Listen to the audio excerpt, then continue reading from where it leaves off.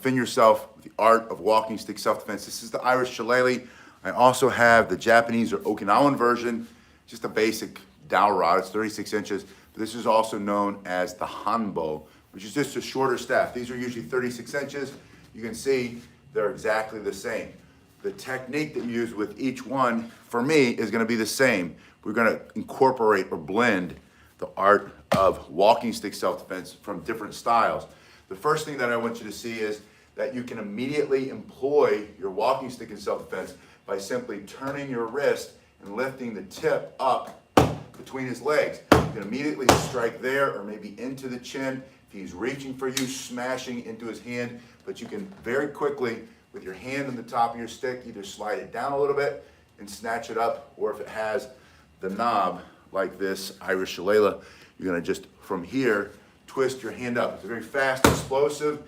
It's a hard to see strike that you're gonna be able to use for self-defense. You're gonna hit them fast when you are defending yourself with the art of the walking stick. The second thing is similar to that, and that's simply turning your hand up and in. Imagine if your hand were here and you had to defend yourself and you just came forward and gave him a little slap across the face. It's that same motion. It's very quick from here, just coming over and clearing this arc, coming up alongside the side of his head for self-defense. Or again, he could be reaching for you or trying to stab you with a knife, and you're just gonna smash into that hand by making that quick, fast motion. I'm gonna show you real quick. And I'm gonna, hold on, I don't want you to get nauseous. I'm gonna lower the camera a little bit. I realize I want you to see more of my hand. But you can do the same thing if you're using your homemade self-defense walking stick. Again, this is the Hanbo in Japanese or Okinawan style. This is just a dowel rod. I put the links below if you want to get one of these, or if you want to see the dimensions of these. 36 inches, this one's actually 1.25 inches. It's made out of oak, it's well oiled. Costs you less than $10 to make it yourself. From here, just coming up to the side, you can hear by that loud thud up across the side of his head that that's gonna do a lot of damage. You can immediately use that for self-defense. Now, back to your Shillelagh, and again, it works with both techniques. The second thing that I'm gonna show you how to do is slide your hand down the backside of your stick, your walking stick, and from here, simply thrust like you're throwing a punch into his face. You're gonna close the distance quickly, sticking it into the soft tissue, his nose, his eyes, his teeth, his throat, trying to stop him immediately from hurting you. So from here, you're minding your own business, you put your other hand up, you step back if you need to, or I like to step in, I'm a little bit more aggressive, in self-defense. So I say, I like to close the distance as quickly as I can when I know that I don't have any other choice. If you can get out of there, run. If you can hide, hide. But when you have to fight, be the first mover, take the first mover advantage. So your hand slides down the back, and then you just pick it up and you simply thrust. It's the same as a quick, fast punch right to his nose, right to his eyes, right to his throat, in this motion. From here, I'm gonna pull it back, almost like you're answering your phone, and then you're gonna jab with the other side. So you have two fast, explosive attacks. First one here, second one here, and simply thrust, coming straight in. Good morning to everybody. Good morning, everybody. Thank you for being here. I just saw your post. You said, please say good morning to everyone. Don't forget to say good morning. Good morning. It's good to see you. Pull it back here and thrust. The reason I'm doing this kind of quickly is I have, and you haven't seen me as much, I've just had a lot of classes. I just agreed to say yes to everything in 2023. Slide here, thrust, answer your phone, stick it here, and then from here, slide your front hand down, and then come forward with this chopping strike. In the art of walking stick self-defense, the chopping strike is one of the most powerful you can do as long as it's coming off of your shoulder. If it's out here, it's too wide, it's too big, you're gonna miss him or he's gonna close the distance.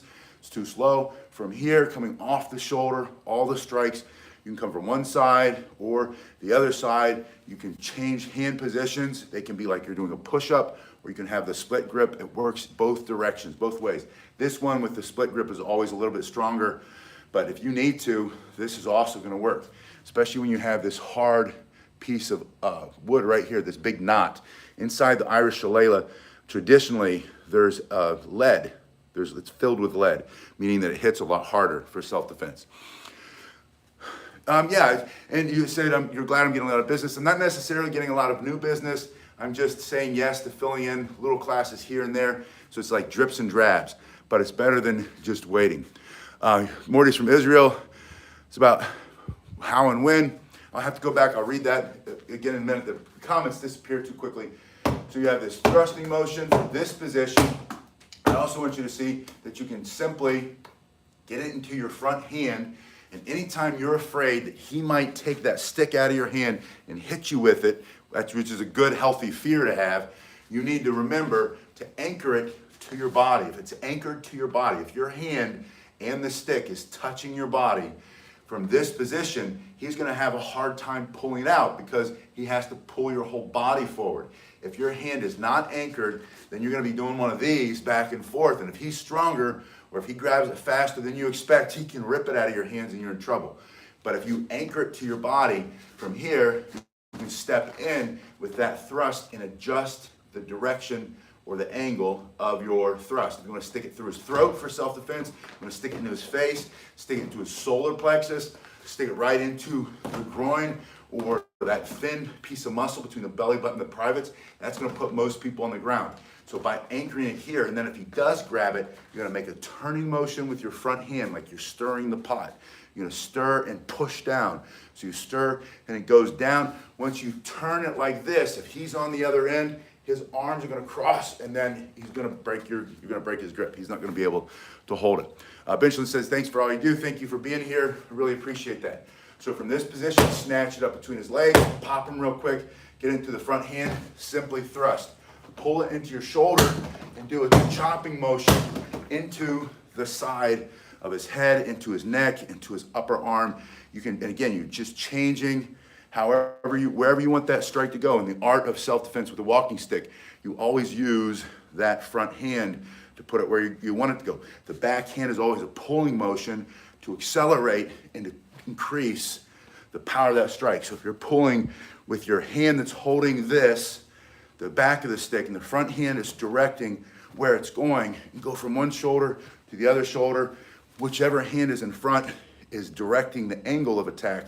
The back hand is usually pulling it in to engage the core muscles by turning the shoulders and hips so that you smash much harder than you could if you were just swinging with your arms. Swinging with your arms in the art of walking stick self-defense is not enough. It has to be a full body to generate as much power as you possibly can. Now from here, there are 3 ways to immediately employ your walking stick in self-defense. The first one I showed you popping here, but it's your hand sliding down the front. You can slide your hand down the front and get it into a sword position. From this position, you can bring it in to your shoulder, around, and strike. From here, I want you to practice striking from one shoulder to the other shoulder, one shoulder to the other shoulder. Just practice 1, 2, and the reason I have you bring it around your head like this and roll it on the back of your neck so that you can force yourself into this good habit of throwing all your strikes off of your shoulder. If your strike is wide and he closes that distance, just like this bag, if I come into, my arm wraps around, I don't even hit him at all. If you're tight and you've practiced this motion, and just slow as smooth as fast. Take your time with it. Do 1,000 strikes with the right hand, and then maybe not all in the same session, but do maybe 30 seconds with one hand, and then put it in your other hand and do 30 seconds. And my shoulders are burning this morning. I started doing push-ups January 1st. My birthday is the 30th of this month.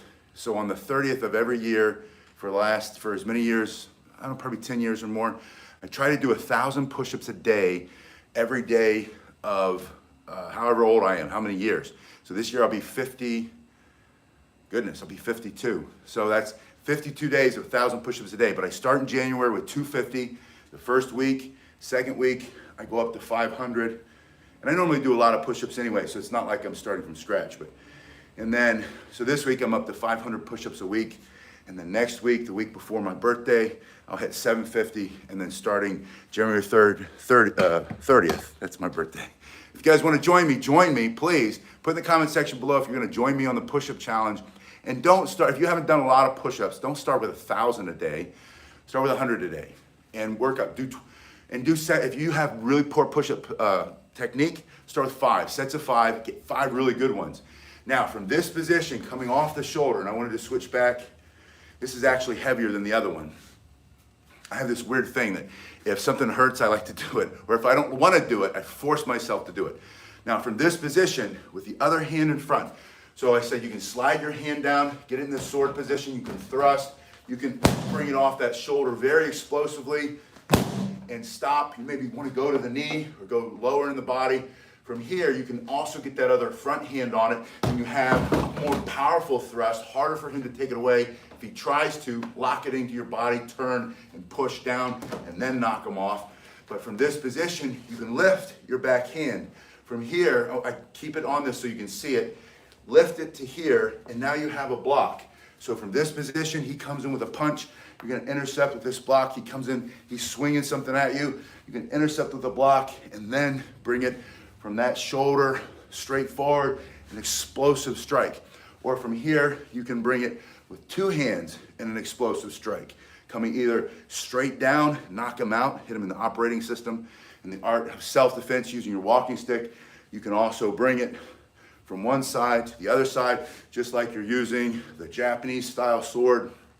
Coming forward, that's where a lot of these techniques come from. The art of walking stick self-defense is a blend, the way I teach it, of styles. We'll go back to the Irish because I wanted to show you from this position.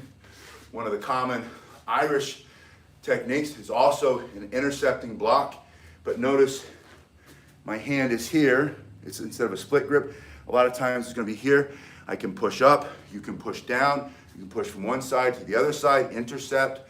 You can twist this wrist right here, turning the hand over and making an explosive strike using the knot of your shillelagh, or the other side, turning your shoulders and hips.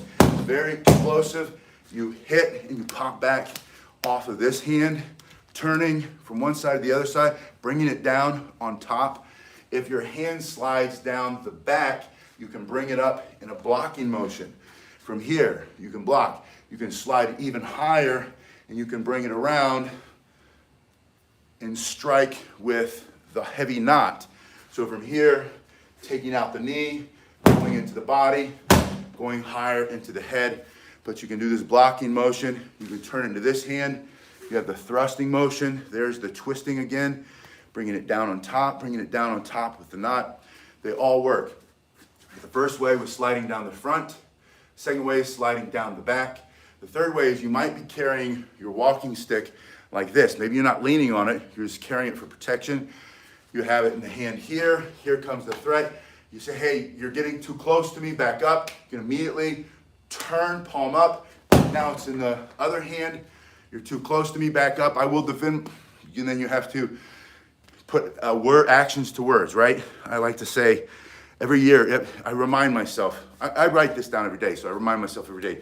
But at the beginning of the year, it's really important to think about, for me, how much am I talking, how much am I thinking, and how much am I doing, how much action. For every one thought you have, I'm gonna change this, I'm gonna do this thing, this is my goal this year, you have to take 1,000 actions, right? Or at least take 1 action for every thought, and then get really good, take 2 actions, take 3 actions. If you can get up to 10 actions per 1 thought, you'll be getting a lot done, and you'll be different than most people who have 10 thoughts, 100 thoughts, 1,000 thoughts for every action. They think about everything they should do, everything that could go wrong, everything that they don't know, everything that they don't have, and then they freeze. Don't let that happen to you. Think one thing that you want to do, and then go out and do it.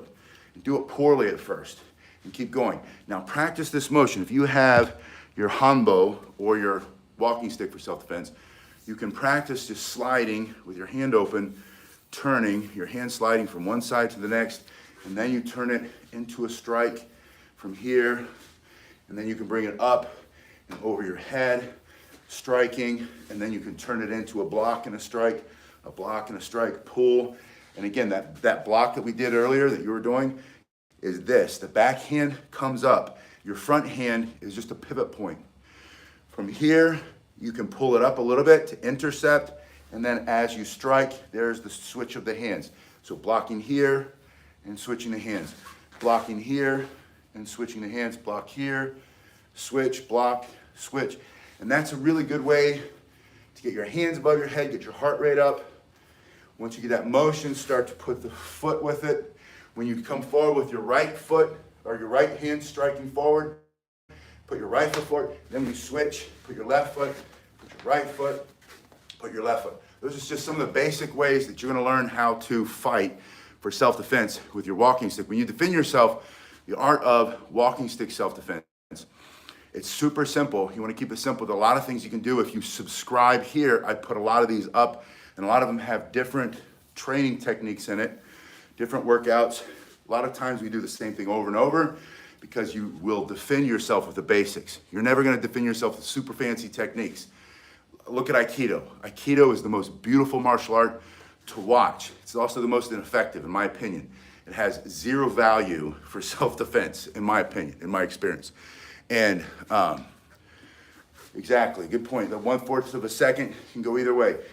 But if you watch Aikido and you practice, I used to practice it a lot, it's a very beautiful, esoteric martial art that has a lot of aesthetic value. It's a lot like dancing. It's been said many times, it's true.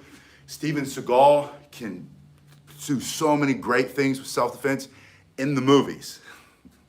And if his large eminence were here right now, Steven Seagal, I would say it to his face. And I trained with a guy who was like Steven Seagal and reminded me of a lot. But he was a little bit more scary because he was also a Greco-Roman wrestler. And he could pick you up and throw you pretty easily. But he also taught Aikido. But even he would admit, Aikido is great for the gym. Aikido is great for the movies, especially a Steven Seagal movie when you have stuntmen. But when it comes down to fighting, one of the best videos, or best video titles, I never watched it, just thought it was so funny, was the time that Steven Seagal fought Bruce Lee. And I didn't watch it because it just seems so silly from both perspectives. You'd have a guy who's 6'4" or whatever he is, 6'6", and Bruce Lee, and they're just so different. Anyway, yeah, Benjalin's Travel says you're less of a target when you don't look like a target. Absolutely. And a lot of people, if you look at this, if you fight with the Irish Shillelagh, or you know the history of Ireland, you know how deadly these are. These were used to bash people's skulls in clan fights for years, probably hundreds of years, right? Maybe thousands of years. This is a very effective self-defense tool. But if you don't know much about the history of Ireland, or you don't know about Shillelagh already, then you were just a casual observer. You saw a gentleman or a gentlewoman with one of these, you would think it's a very stylish cane. And it is, it's very pretty. It's also very indestructible. If you saw somebody walking with one of these, you might think, oh, you know, why is that guy walking with a stick? But if you wanted to make your own homemade self-defense tool for less than $10, after you sand this and oil it really well for about 2 days, and I've been using butcher block oil lately, I love it. I love the way it feels in the hand. It's not tacky, it wipes really well, and it's healthy. It's healthier than the boiled linseed oil I've been using. So I switched to that. Everything we do now here, we use the butcher block oil. But this can be, you can carve, you can put your initials in it, you can stain it, you can make it look darker, you can modify it. You can put a tip on one side, you can put a big knot, ball on the other side. They make those for canes. You can make it look more like a cane, or you can just carry it like this. And if people say, why are you carrying that stick? You say, I've got a do-it-yourself project at the house. They don't know that do-it-yourself means that if someone attacks you, you're gonna be your own first responder. You're going to stop them with your homemade self-defense walking stick. But it doesn't matter what other people think. It matters that you stay safe and that you feel like you can defend yourself. So these are just two options. I give you a few techniques, a few principles. Train as much as you can. Put in the comment section below if you want to do the push-up. And when I start on January 30th, I'll do a video inviting you officially, and then we can kind of encourage each other, hold each other accountable. I love accountability coaches. You can be mine, I can be yours. We can be each other's accountability coach in this virtual dojo. But that's going to kick off the 30th. I'm going for 1,000 a day. I always get it. I just have a system. If you do that, don't go for 1,000 unless you've been doing a lot of push-ups already. Go for 100 or go for 25. Go for what makes sense to your body and do what you can. Always honor where you are. Honor where you are and then head in the direction you want to go, and you'll always get there. As long as you don't give up and you don't quit. Polymerized tongue oil. Yes, I've seen that, and I know somebody who uses that. and I've heard great things about it, so I will look into that. But what I was gonna say, if you do the push-ups, you also need to do an exercise to engage the muscles in the upper back especially. And I just take a band and I do this exercise, and then I do a bunch of pull-ups. And that seems to get the shoulders back and down. If you don't, what happens is the muscles start to get tight, and then you go like this all the time, they roll forward, and you start to get headaches. And I used to get them a lot the first few years I did it. Then I learned from a physical therapist friend of mine how to balance myself. And so now I do a lot of things that get the shoulders back and down, and then all that stuff goes away. You guys have been awesome. I'll see you on the next one. Again, put in the comment section below if you're gonna join me, and if you've made your own